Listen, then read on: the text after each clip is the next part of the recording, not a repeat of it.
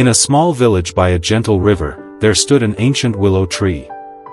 Its silver-green branches draped down like a curtain, brushing against the flowing water. The villagers loved this tree.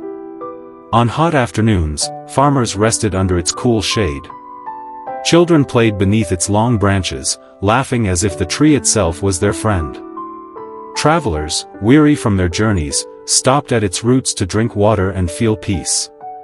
But among them all, one boy came more often than anyone else. His name was Riku. Every evening, Riku would sit under the willow, his shoulders heavy, his eyes lost in thought. He didn't come to play, nor to rest.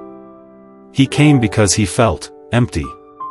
One evening, as the sun turned the river gold, an old monk passed by and noticed Riku sitting silently again. The monk asked softly, "Why do you sit here alone, young one? Your friends play, your neighbors work, yet you come to this tree each day." Riku lowered his head. His voice cracked as he said, "I feel useless. Everyone in the village is good at something.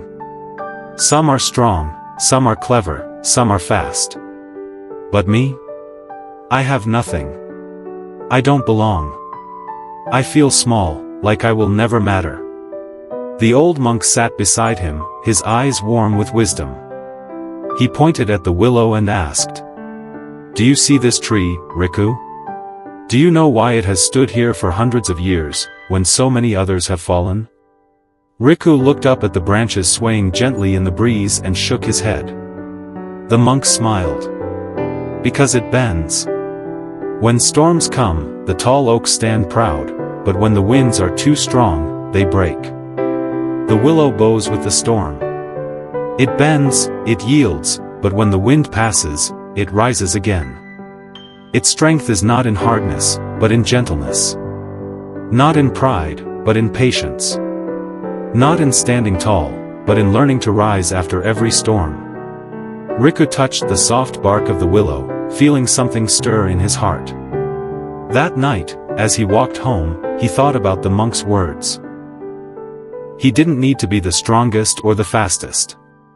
He didn't need to outshine everyone else.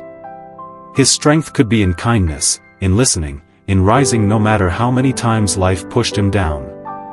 Years passed.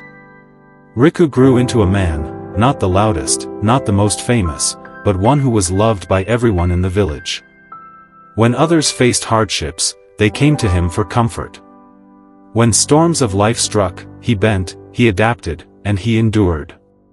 Just like the old willow by the river. True strength is not about never falling, but about rising every time we fall. The world often praises pride, speed, or power, but real strength lies in patience, gentleness, and the ability to adapt. Like the willow, we don't have to resist every storm. Sometimes, bending, yielding, and waiting for the storm to pass is the wisest choice. So remember, your worth is not measured by how much you shine compared to others, but by how steady, kind, and resilient you are.